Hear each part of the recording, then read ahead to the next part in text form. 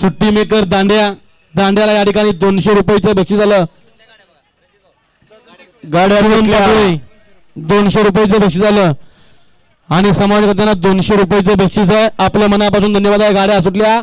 गड क्रमांक या मैदानातील 15 पळतोय आणि 15 मध्ये दोघात लढत चालू आहे. टून झाला सीमेला पात्र.